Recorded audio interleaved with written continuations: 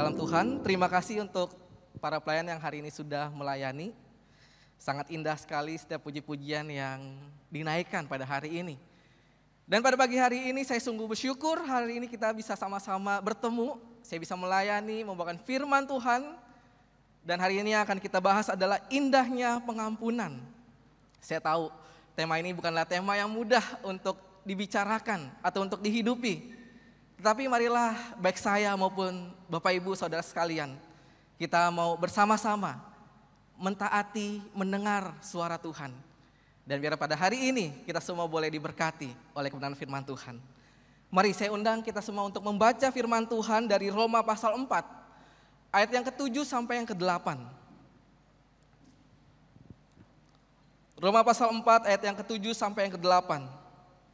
Firman Tuhan berkata demikian. Berbahagialah orang yang diampuni pelanggaran-pelanggarannya dan yang ditutupi dosa-dosanya. Berbahagialah manusia yang kesalahannya tidak diperhitungkan Tuhan kepadanya. Sedemikian jauh pembacaan firman Tuhan pada pagi menjelang siang hari ini. Bapak Ibu Saudara yang dikasihi dan diberkati oleh Tuhan.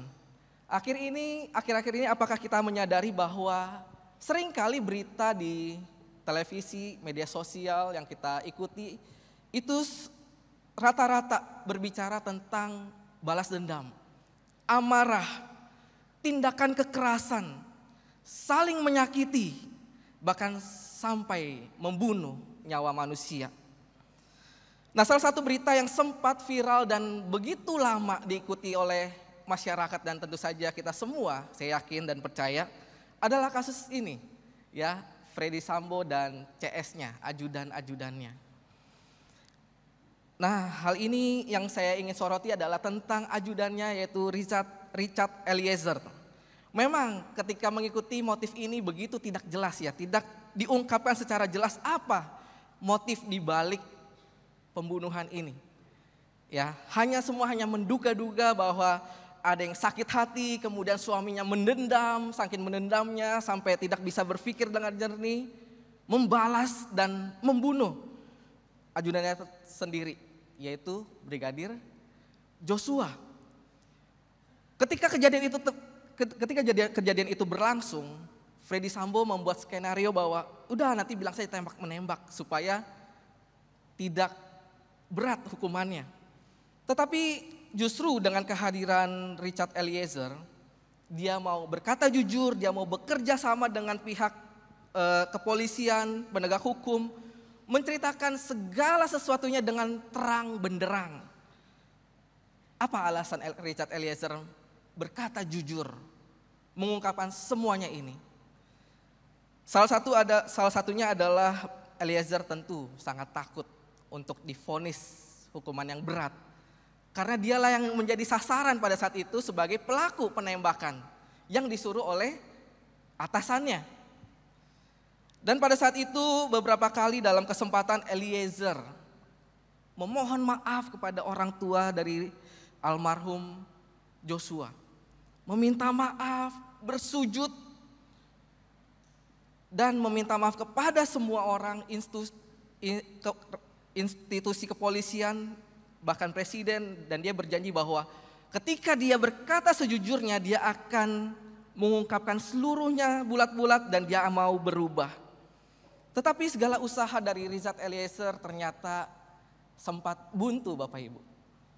Karena niat baiknya, kejujurannya, permohonan maafnya, penyesalannya, karena dia terbayang-bayang akan kesalahannya, ternyata dia terus didakwa dengan hukuman 12 tahun penjara. Dan dia berkata, masa kejujuran dibalas dengan hukuman yang begitu berat? Sampai banyak orang atau netizen yang mengikutinya juga memprotes gitu ya. Wah, kejam sekali. Bahkan banyak guru-guru besar dari berbagai universitas membela Richard Eliezer bahwa kejujuran itu penting, pengakuan itu penting. Kenapa tetap didakwa dengan hukuman yang berat, 12 tahun penjara? Hingga pada hari Rabu tanggal 15 Februari 2023, Richard Eliezer diperhadapkan dengan vonis oleh hakim Vonis itu tentu akan merubah masa depan Eliezer. Jika dia dihukum berat, masa depannya akan habis. Masa mudanya akan di dalam penjara. Oleh karena itulah banyak orang yang berharap Richard Eliezer bisa dihukum ringan. Dan pada tanggal 15 Februari tersebut, hakim memvonis 1 tahun 6 bulan. Kalau Bapak Ibu mengikutinya, Richard Eliezer menangis, terharu, dan dia merasakan kelegaan.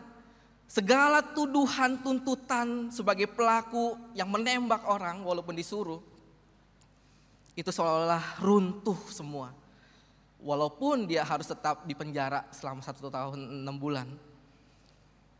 Nah, salah satu hal yang menarik di balik keputusan hakim adalah, kalau kita baca seterusnya, hakim mempertimbangkan tentang permohonan maaf Eliezer kepada orang tua almarhum Joshua itu dimaafkan. Maksudnya orang tuanya itu memaafkan Richard Eliezer, dan itu diperhitungkan oleh hakim sehingga hakim memvonis ringan.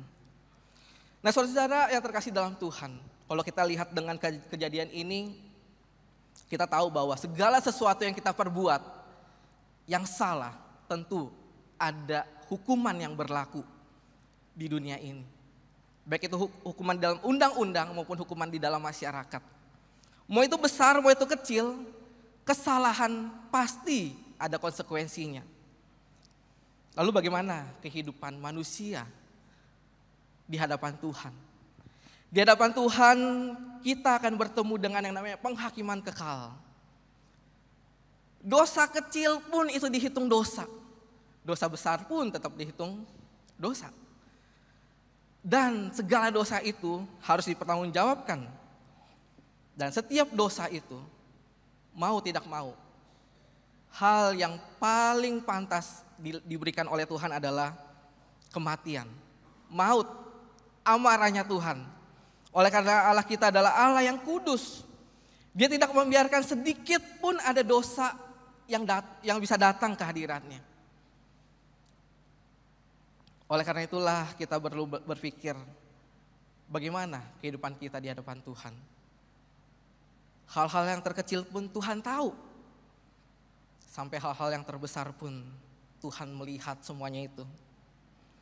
Nah, oleh karena itulah kalau kita lihat ketika manusia jatuh di dalam dosa, Adam dan Hawa bersembunyi. Dia bersembunyi oleh karena apa? Karena takut. Karena Tuhan tahu. Karena Tuhan akan murka. Makanya manusia itu bersembunyi di Taman Eden. Allah mencari manusia dan berkata, "Hai manusia, di manakah engkau?" Kita tahu murka Allah itu tidak terbayangkan. Bahkan dosen saya di saat berkata, murka Allah adalah hal yang mengerikan dibanding hal-hal yang paling mengerikan di dalam dunia ini. Menurut Bapak Ibu, hal yang paling mengerikan di dalam dunia ini apa? Kecelakaan? Kecelakaan yang paling parah pernahkah kita bayangkan? Pernahkah kita juga membayangkan bencana alam yang paling parah? Pernahkah kita membayangkan kasus pembunuhan yang paling sadis? Coba gabungkan semuanya itu. Itulah murka Allah kepada manusia. Murka yang tidak sembarangan. Murka yang sangat besar. Oleh karena itulah ketika manusia jatuh dalam dosa, mereka takut, mereka ngumpet, mereka bersembunyi. Karena murka Allah tidak dapat mereka tahan, tidak dapat mereka hindari. Pertanyaannya saat ini adalah, apakah ketika kita membuat dosa di hadapan Tuhan, kita masih punya hati yang takut, sadar bahwa aku sudah berdosa? Dan pertanyaan yang berikutnya adalah, kalau kita tahu kita berdosa, bagaimana caranya kita lepas dari hukumannya Allah? Apakah kita punya hak untuk memerintah Allah, Tuhan jangan hukum saya gak mau menerima maut daripada Tuhan? Tidak bisa, karena kita adalah posisi yang bersalah. Kita tidak bisa membela diri. Kita tidak bisa memerintahkan Tuhan, stop Tuhan, tidak. Atau kita berusaha, oke Tuhan, aku ingin bayar harga, aku akan rajin ke gereja, aku akan rajin melayani, aku akan kasih persembahan yang sebanyak-banyaknya supaya Tuhan itu senang, Tuhan itu, udahlah Tuhan ya, jangan marah-marah sama saya, jangan hukum saya ya. Seringkali orang Kristen berpikir bahwa kita bisa bertransaksi kepada Allah.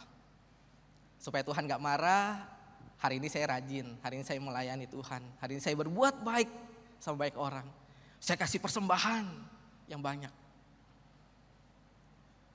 Apakah itu semua bisa melepaskan kita dari murka Allah dan hukuman Allah, Bapak Ibu? Saya rasa tidak ya. Nah, oleh karena itulah kita mau melihat apa indahnya pengampunan di dalam Tuhan. Indahnya pengampunan di dalam Tuhan itu terjadi ketika Allah sendirilah yang memberikan pengampunan itu. Dan Ia tidak lagi memperhitungkan segala dosa, pelanggaran serta kesalahan kita. Sehingga kita bisa merasakan kebahagiaan yang sejati di dalam Allah melalui Yesus Kristus.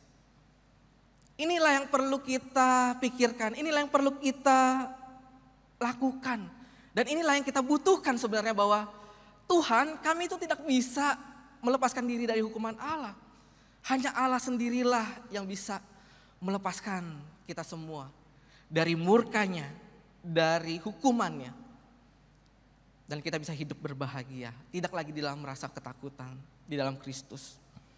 Pertanyaan berikutnya adalah, keindahan pengampunan Allah yang seperti apa yang dapat kita pahami, yang dapat kita rasakan, yang dapat kita bayangkan pada saat ini ketika kita diampuni, kita bisa hidup berbahagia. Nah saudara, ayat yang tadi kita baca di dalam Roma, ini adalah sebuah tulisan Rasul Paulus kepada orang-orang kepada orang-orang Yahudi.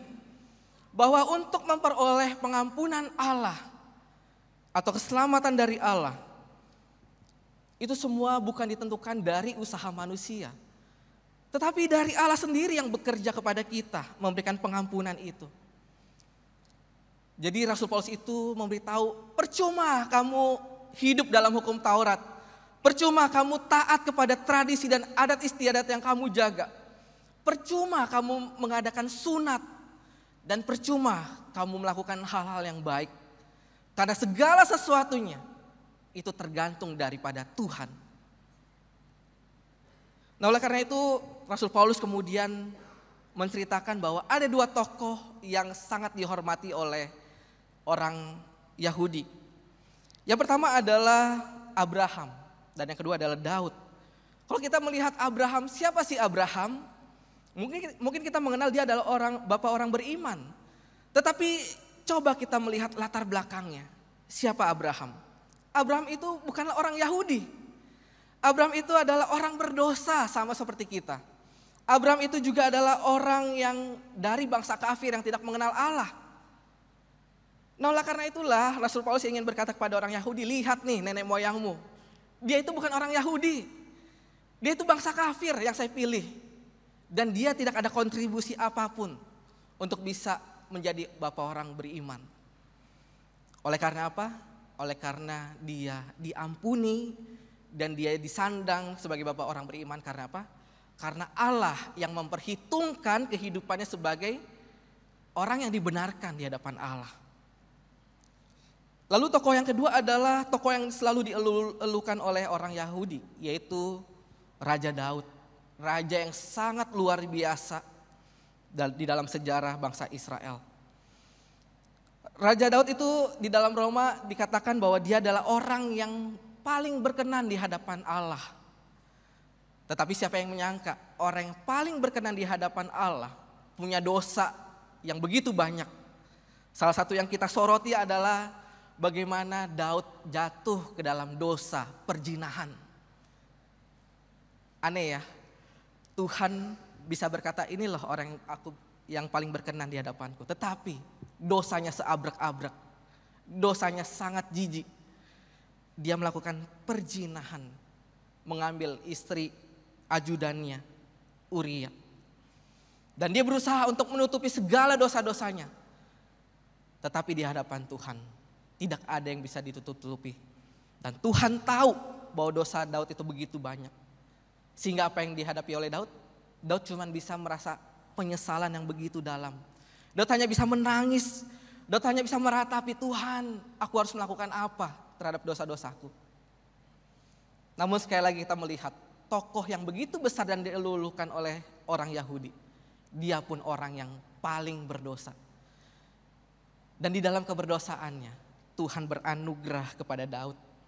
Dia Allah menutupi dan Allah tidak memperhitungkan segala dosa-dosa yang sudah diperbuatnya. Berapa banyak yang sudah dia bunuh, Tuhan pun sudah tidak memperhitungkannya lagi. Jadi kita melihat bahwa pengampunan itu bukan dari manusia, tetapi dari Allah. Sehingga kita bisa belajar dari dua tokoh ini bahwa yang pertama, baik Abraham dan Daud, dua orang ini walaupun sangat dihormati dan sangat dikagumi, mereka pun juga adalah orang biasa yang sama seperti kita yang bisa jatuh dalam dosa. Bahkan dosanya kalau kita bandingkan bisa saja lebih berat, lebih buruk daripada kita. Oleh karena itu ketika kita melihat dua orang ini, kita pun juga merefleksikan, kita juga adalah orang berdosa di hadapan Tuhan. Lalu yang kedua adalah kita juga belajar bahwa tidak ada kuasa lain selain kuasa Allah yang mampu memberikan pengampunan itu kepada hidup kita. Mau kita sebaik apapun, mau kita seramah apapun, mau kita melakukan hal-hal yang sangat luar biasa buat Tuhan. Tetapi pengampunan atau penghapusan dosa hanya bisa dilakukan oleh Allah saja. Hanya kuasa Allah saja. Lalu yang ketiga kita juga mau melihat bahwa pengampunan itu hanya adalah anugerah. Ketika kita bisa menerima pengampunan daripada Allah, itu semua adalah anugerah. Itu semua adalah pemberian cuma-cuma. Bukan oleh karena hasil perbuatan kita. Justru kalau sampai kita bisa berkata bahwa pengampunan adalah hasil dari perbuatan saya, maka kita sedang menggantikan Allah dalam hidup kita. Kita sedang menggantikan Allah. Kitalah yang menentukan bahwa kita bisa diampuni atau tidak. Kitalah yang kemudian akan bermain-main dengan dosa. Hari ini aku berdosa, besok saya akan bertobat dan saya juga akan mengampuni diri saya sendiri dengan segala perbuatan baik saya. Sehingga kita adalah manusia yang sombong, kita adalah manusia yang congkak, gak mau diberitahu oleh firman Tuhan. Dan kita akhirnya mengabaikan Tuhan. Oleh karena apa? Oleh karena kita merasa bahwa segala hal yang kita miliki, kita mampu bebas dari hukuman Allah. Dan kita bisa sombong dan kita bisa tidak lagi memerlukan Allah dalam hidup kita. Oleh karena itu ingatlah bahwa pengampunan adalah anugerah Allah yang diberikan kepada kita secara cuma-cuma. Dan yang terakhir kalau kita melihat dari dua tokoh ini kita juga bisa merefleksikan bahwa manusia diberikan pengampunan itu perlu merespon dengan baik dengan cara apa? Dengan cara kita merespon dengan iman dan kita merespon dengan rasa syukur kita kepada Tuhan. Seperti yang tadi kita baca di dalam firman Tuhan. Nah, Paulus mengutip kata-kata dari Raja Daud bahwa berbahagialah kita orang yang diampuni pelanggaran-pelanggarannya, yang ditutupi dosa-dosanya, dan yang kesalahannya tidak diperhitungkan Tuhan kepadanya.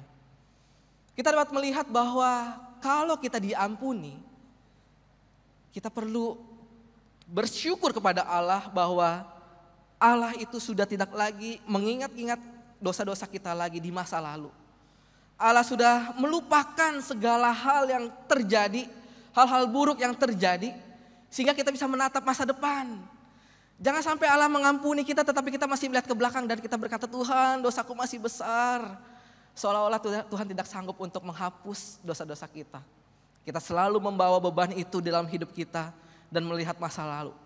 Sedangkan dari surga Allah selalu berkata, udah aku sudah gak lihat lagi, aku sudah tidak memperhitungkan lagi. Kamu maju menjadi yang terbaik.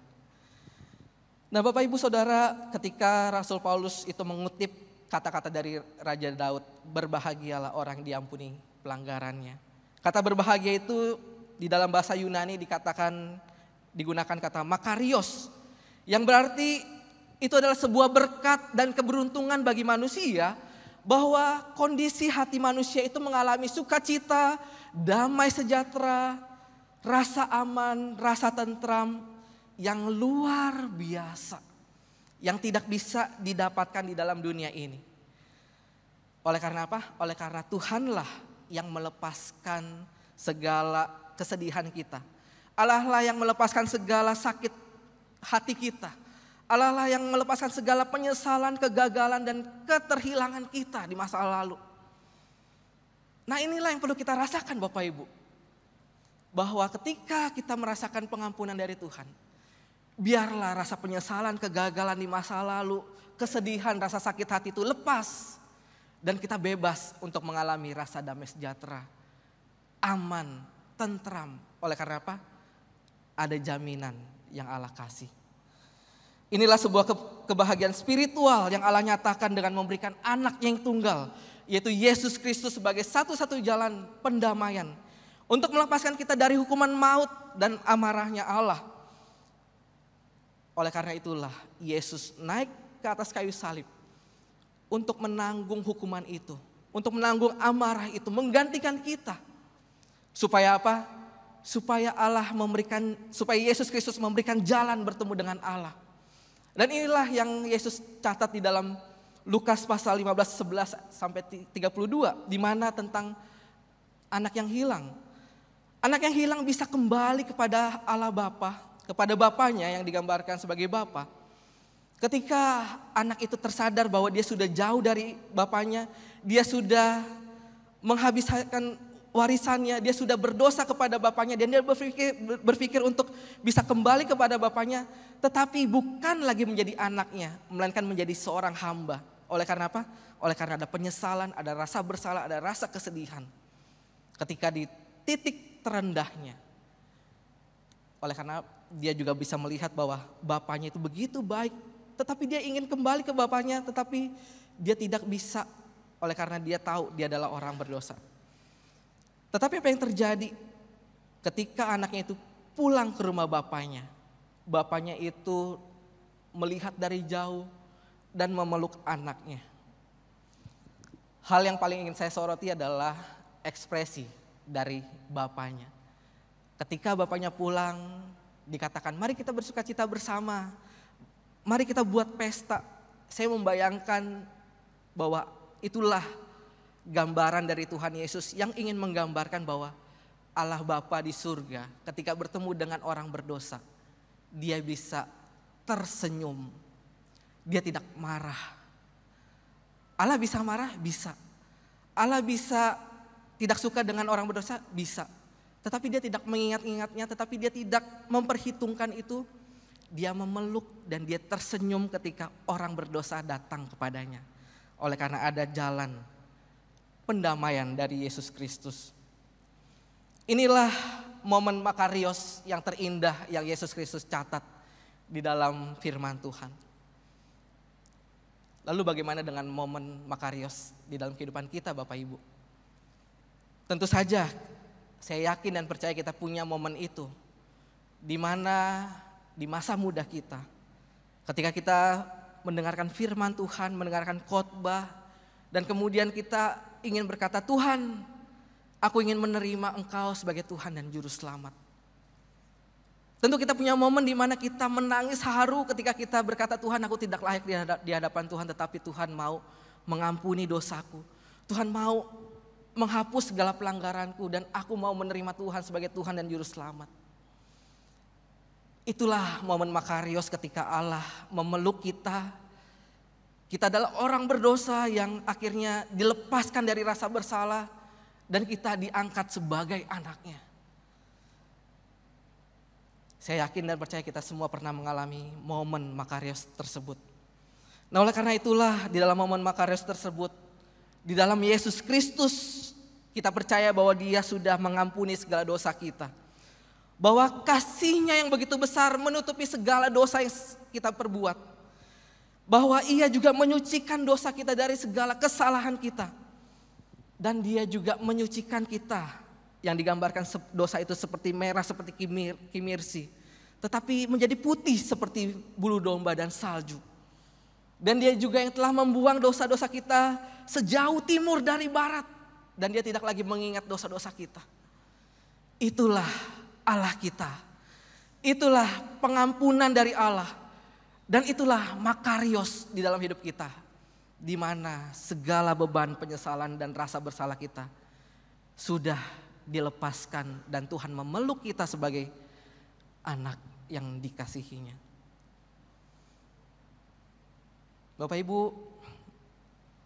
mari kita kembali melihat indahnya pengampunan yang Allah berikan kepada kita di dalam Yesus Kristus. Ketika kita sudah menerima Tuhan Yesus sebagai Tuhan dan Juru Selamat, setidaknya ada 3 hal yang dapat kita bawa pulang, yang dapat kita rasakan bersama. Yang pertama adalah bagaimana di dalam pengampunan Allah dalam Yesus Kristus itu membuat kita mengalami damai sejahtera dalam hidup kita. Di Filipi 4 ayat 7 dikatakan damai sejahtera Allah yang melampaui segala akal akan memelihara hati dan pikiranmu di dalam Kristus Yesus. Kita tahu kita tidak kebal dalam dosa. Kita tahu kita hidup bergumul jatuh bangun di dalam dosa. Bisa saja kita frustasi di dalam dosa dan kita bertanya-tanya, Tuhan, apakah aku sudah diampuni? Apakah aku akan selamat di dalam Tuhan Yesus? Satu-satunya cara untuk kita bisa mendapatkan damai sejahtera itu yaitu kita perlu tinggal setiap hari dalam Yesus Kristus. Dan kita percaya bahwa kita dijamin keselamatannya oleh Dia.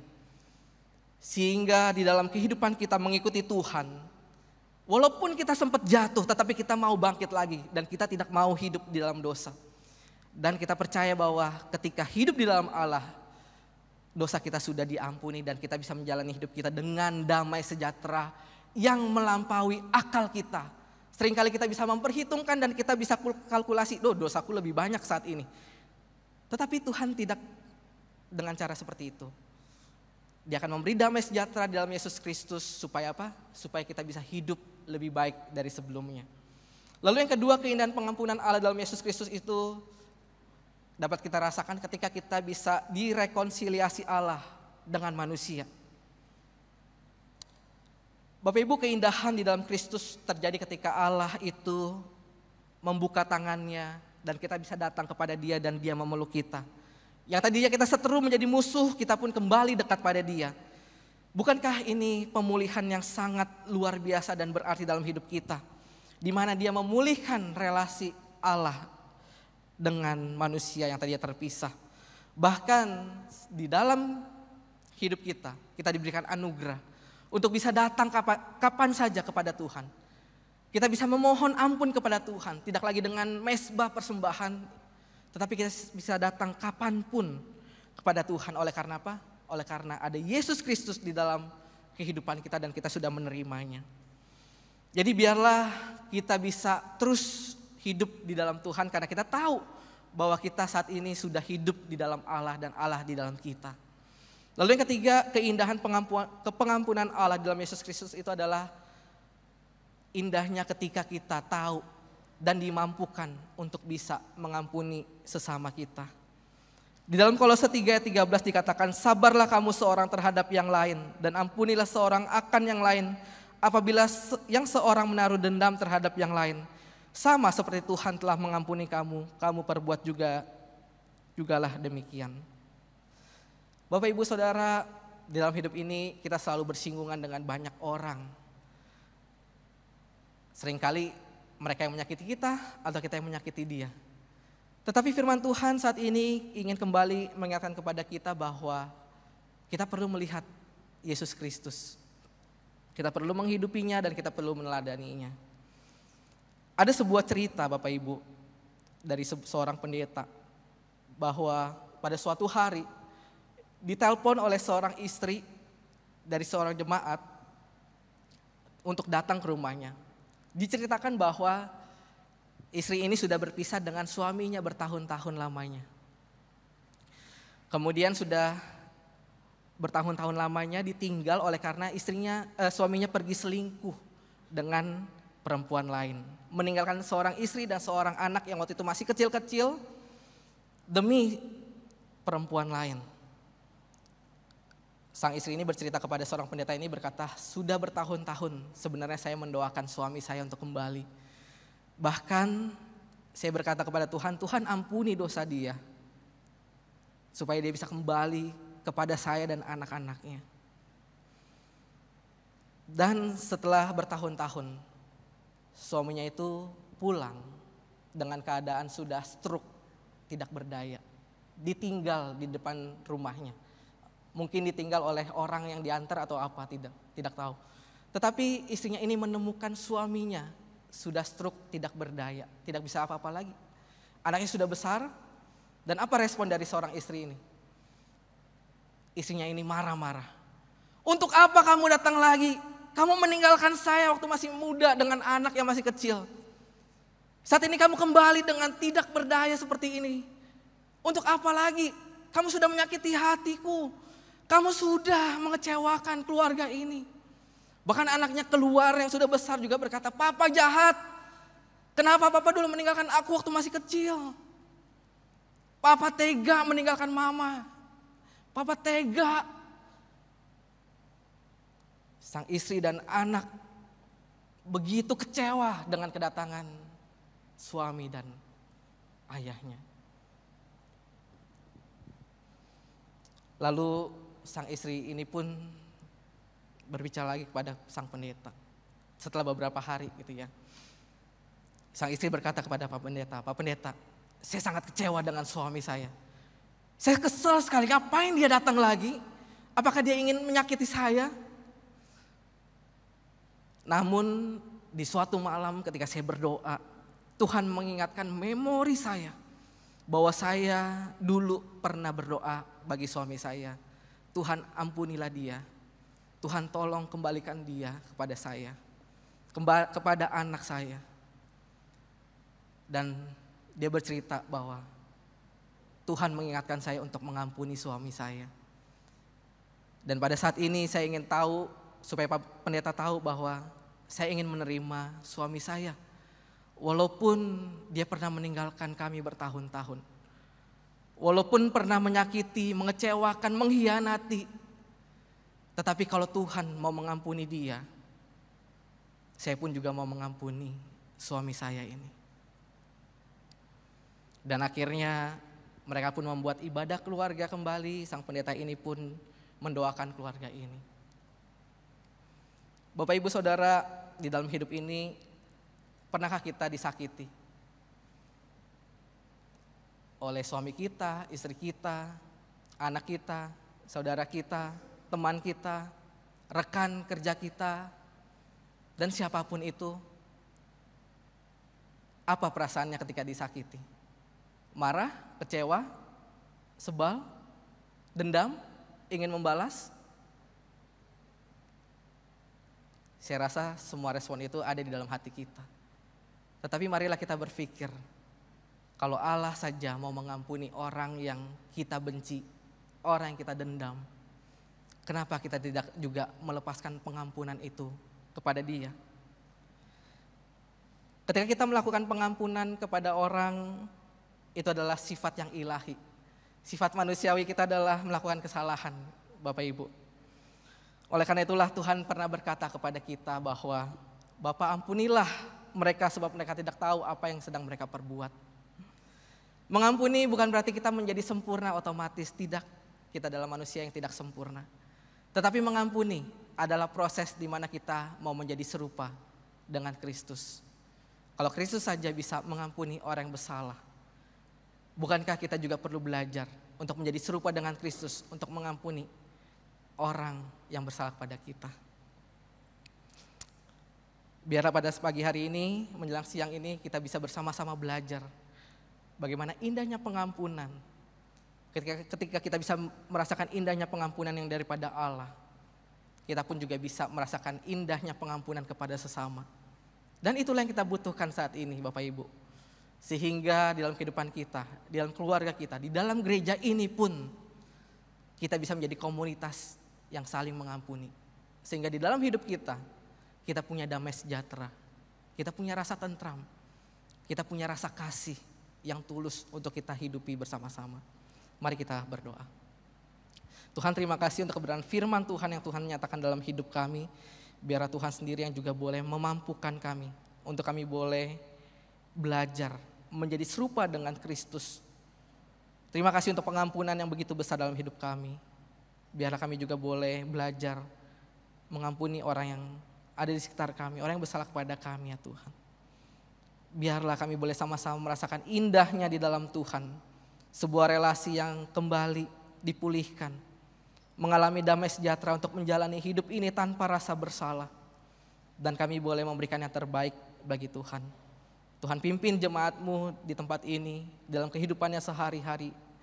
Biarlah di dalam momen apapun mereka bisa merasakan makarios.